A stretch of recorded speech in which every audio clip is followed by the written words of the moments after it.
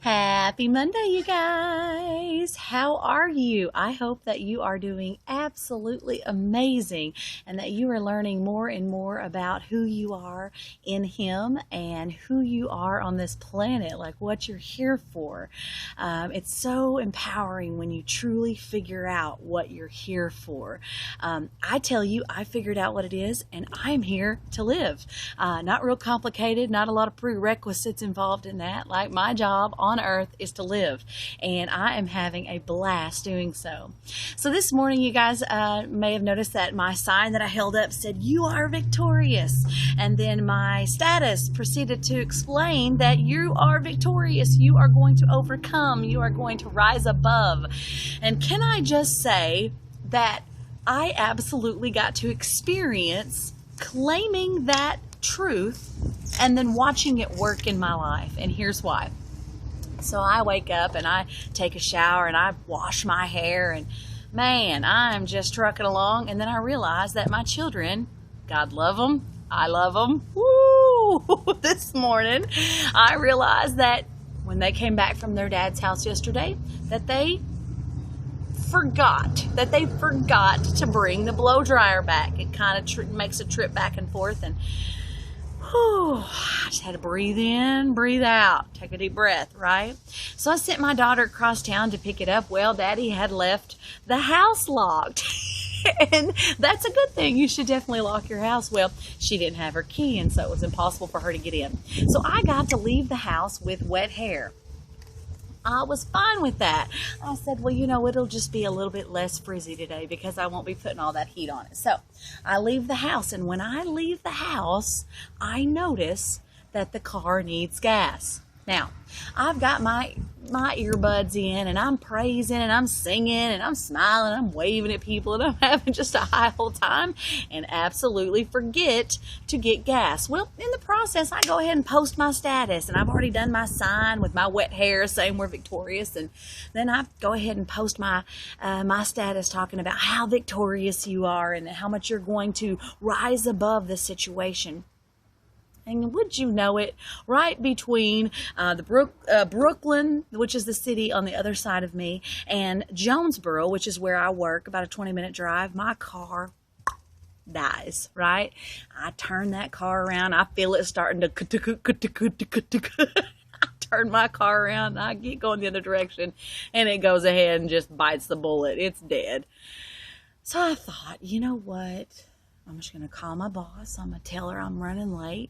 She was so understanding. I love it. I love it when you're not made to feel bad about something you can't control. And man, she just told me to take my time and get my gas, and she'd see me in a minute. Well, I thought, I'm going to get out. Well, first I called a friend, and I said, hey, can you come get me? They weren't able to. So I said, I'm just going to walk. I wasn't that far.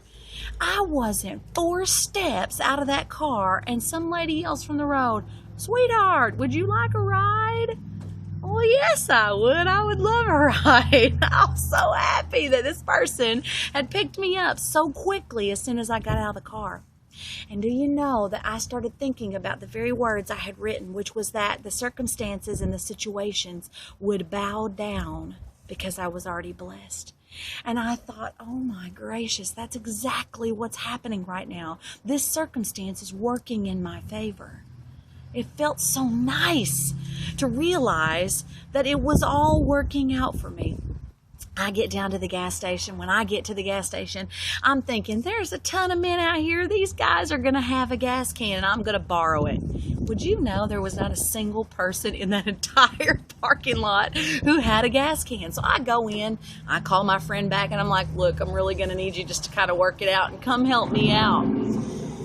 He says, okay, And this lady says, ma'am, there's a gas can for sale right there on the shelf. Here, let me get it for you. She brings it to me. It's on the shelf. Lady behind the counter, she's like, we don't even sell gas cans. I have no idea how that got there. Heck, I'll take it. So I get it and I go out. Now, the lady who had originally picked me up had to go ahead and go. She had to go to work, right?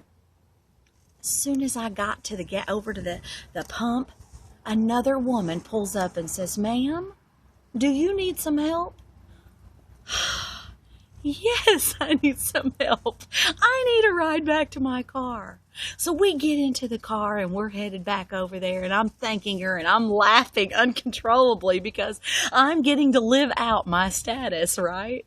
I get down to my car and she says, I've never been quite so happy when my car's broke down. What's your secret? I sat there and was just flabbergasted. The Lord was going to use my running out of gas as a way to share the gospel before 8 o'clock. If I hadn't run out of gas, I never would have met either one of those women or the woman at the gas station. I wouldn't have stopped and gotten gas and got to laugh with the girl behind the counter.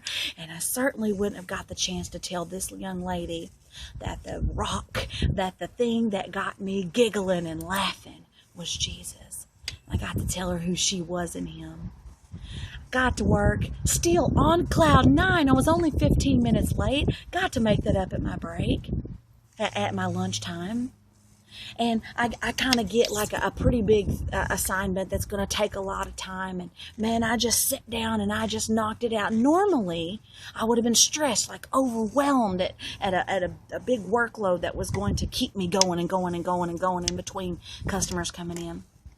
But I tell you, that when we focus on the fact that we've already overcame the obstacle, when we focus on the fact that we're truly living in the finished work and that we just get to sit back and enjoy the lesson and enjoy the ride and enjoy the things that happen, it transforms not the situation, but the way that we handle the situation.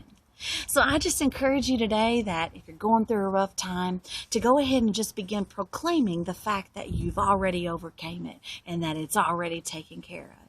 You are so amazing. You're so blessed. You're so beautiful. You're so innocent and perfect. And God's already taken care of everything on the cross for you. When God looks at you, he sees what Jesus has done for you. And man, oh man, does he take pleasure in you. I think you're amazing. I absolutely believe in you and I love you. Okay, bye.